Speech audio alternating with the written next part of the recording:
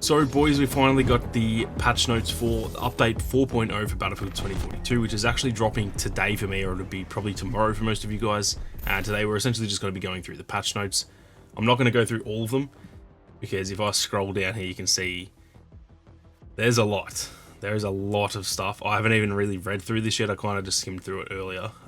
There's a lot to go through, so I'm not going to read all of it. I'm just going to, go through the key points and break down the biggest stuff, and then I'll just leave a link to this in the description if you guys want to read it anyway. Like I said, this is actually going live in just under 12 hours. I think it's about actually 10 hours now, so not too far away. And what I'm going to do as well, I was going to do it straight away, but I'll just wait a few days now because I didn't know this was going today. I thought it would be like later in the week. What I'll do is come back on probably Thursday or a Friday with the update review, kind of going through how I feel about the update, whether it's good or bad, because I know a lot of you guys are probably tuning in to watch videos just to see if the game is actually worth playing or not. So I will do that update later in the week. I've got assignments and stuff due for uni, so I may as well just give that a bit of a break and actually get some proper playtime rather than just playing one session. I'll probably try and play 2 or 3 times and get an actual proper feel for the update. So that will be later in the week, but with that being said, let's get stuck into the patch notes. So like they said, update 4.0 will be available on April 19th. This update brings voice chat functionality for party and squads, change to the end of round that displays the scoreboard finally. That's the only reason I even wanted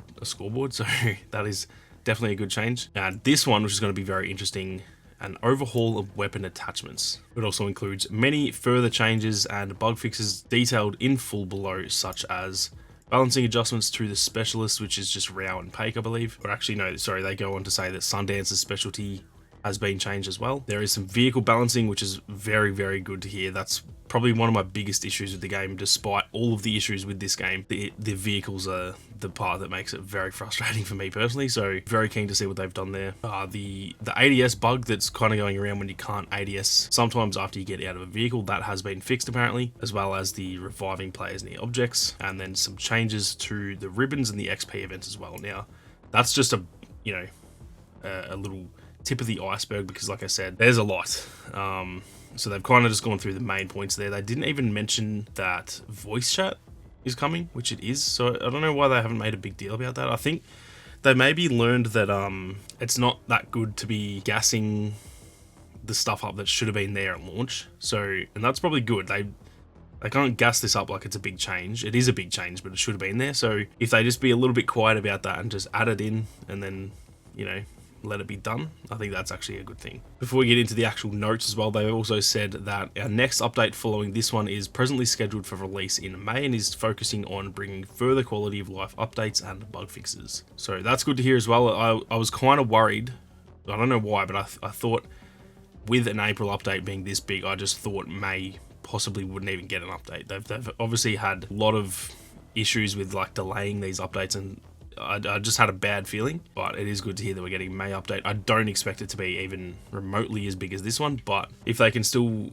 improve on this update in May, and then, probably June or July will be season 1, make that the next big update, then that's fine by me. So very interested to see how May goes as well. Now let's get into the actual patch notes. Like I said, they are adding voice chat. There's nothing too exciting to talk about there. They're also updating the scoreboard. Like I said, they're putting that at the end of round as well. And then here, the big one, which I believe this is a video. I actually hadn't watched this yet. So is it a video or is it a GIF? That's a GIF. It says, with update 4.0, we've overhauled the behavior of many weapon attachments to ensure that their impact when customizing your weapon is unique and noticeable. Previously, some attachments had effects that were too similar from others, and it was unclear what the impact on your weapon would be when switching between them. Obviously, DICE didn't watch all of my attachment breakdown videos because they would know that I was helping the boys out with those videos. We encourage you to experiment with the refreshed weapon attachments to see how they feel after the update, and you'll be able to read the full set of changes further down the page. So this is probably the biggest thing in this update, which it wasn't something that anyone had really, talked about all that much, I don't think. Obviously the stuff that we've all been complaining about is the lack of features, whereas I guess this did need a bit of an update, but it didn't seem that high of a priority. So it is good to see that they've already gotten around to this, and yeah, you guys can expect me to I will be making videos on everything that they've changed. Like it says here, they will they're going to talk about that anyway, but I'll try and show off what they've actually changed. So keep your eyes peeled for that. That'll probably be like late next week or something like that. Now, they've also done progression and unlock changes as well. Again, I won't read through all of this, but essentially they're just making they're just increasing XP for a lot of stuff that's like team based, if that makes sense. So healing, instead of getting 5 XP, sorry, you're going to get 20 XP. It's just a bunch of stuff like that. All together, that is a good quality of life change. Nothing drastic. It's not going to make the game, it's not going to fix the game, but good changes, and hopefully that should help us level up a little bit faster as well. Now, they've also made some changes to the maps, not in the layout the way that they're doing Kaleidoscope and stuff, but just like bug fixes. So on Breakaway, they've fixed players or AI soldiers sometimes not spawning in the correct HQ area. Just a lot of stuff like that. You can see here, like, they're talking about the sprinklers on the Kaleidoscope. So it's a lot of small changes. There is 400 plus changes, so a lot of them are going to be completely, like, barely worth mentioning. But I will say, when you add them all together, they will really improve the game if they do what they say they're going to do.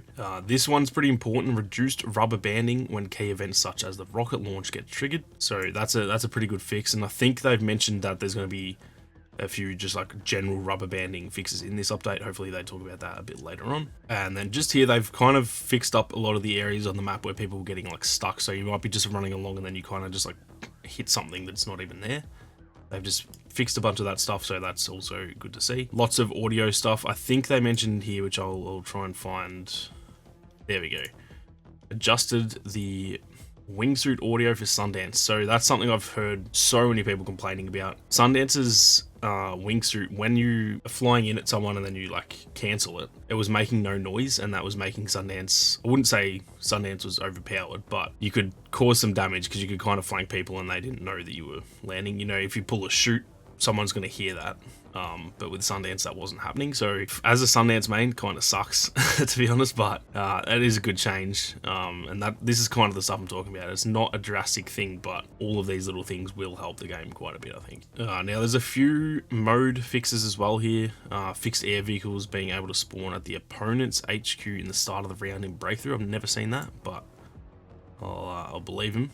Hazard Zone has a lot of fixes, which is kind of weird because it just has no players. I don't know why they're really focusing on that. It needs to be fixed, so fair enough. But there's a lot of Hazard Zone stuff in these last few updates, and it's like that shouldn't be their focus really. This one here for Rush, fixed issues with Rush declaring the winning team prematurely and/or incorrectly. I've seen that once or twice, where I think like if the MCOM's armed but the tickets run out, it would just end, whereas usually that kind of goes into overtime and it was just ending the game. So I think that's what that's talking about. That is definitely a good fix, because that was pretty frustrating when you clutch a bomb plant and then the game ends and you lose. It's like, what the hell? What's going on? This one here, which is not that important gameplay wise, but it is a nice change. They've fixed a lot of the animations. I'm sure you guys will know, like sometimes when you sprint after you've just like jumped or something, and then you start sprinting, the players like arms start wigging out a little bit. There's a lot of stuff here that you can see like the left arm animations. I think they've tried fixing that up because it made the game look worse than it even is, if that makes sense. When you have bad animations, that just makes the game look so unfinished. So, which to be fair, this game is unfinished. So those are some good changes. Not really going to change anything gameplay wise, but at least it will look a bit nicer, I guess. Now this is another big area here. The HUD changes. That's something that I've been calling for. If you guys, not that anyone will be bothered, if you guys go back to my beta review, that was one thing I called out straight away. There's just too much on the screen at once. This is the update where they're going to be adding like the transparency and all that kind of thing. So all of this, I'm not going to read it, but a lot of good fixes in here. I wish that would stop happening. There we go. A lot of good fixes in there. Yeah, I'm very keen to see how much like customization we have with that, because that's probably one of the most frustrating things when you're just trying to shoot someone and the HUD actually gets in your way. Now, something I actually forgot to mention, they've changed Pake and Rao's abilities, or their traits, I should say. For Pake, replaced threat perception, which is the one where when you get shot, you can see who damaged you. Players damaged by Pake are now spotted for everyone. That sounds messy to me, if I'm going to be honest. Does that mean every single player on your team? Does that mean just your squad? Because if that's just, I think that's overpowered just reading that.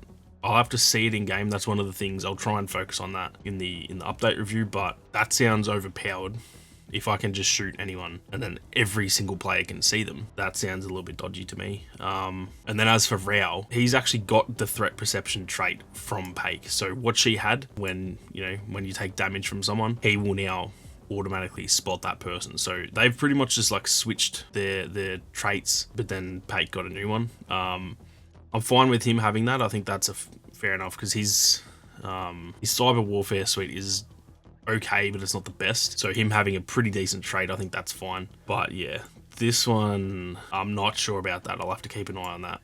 Now, the last thing they kind of go through is just all of the changes to the attachments. I'm not going to bother going through all of this just because there's so much,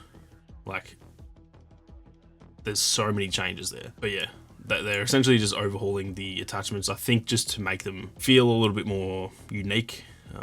Which is good. I don't think that's the most pressing issue for the game right now, so it's interesting to see that they've done this so early, but it's a good change nonetheless, and hopefully it does change up the gameplay a little bit where you actually feel like you can, try some new loadouts and stuff like that. So like I said, I won't bother going through all of that stuff, but I will be doing a whole separate video on that. So that is pretty much it for the patch notes.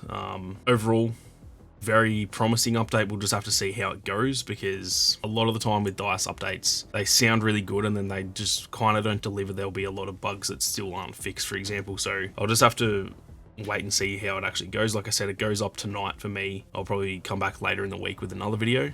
I'm actually doing a review on the update, so keep your eyes peeled for that one. But that is going to do it for this one, boys and girls. Thank you all very much for watching, and I'll see you guys out on the battlefield.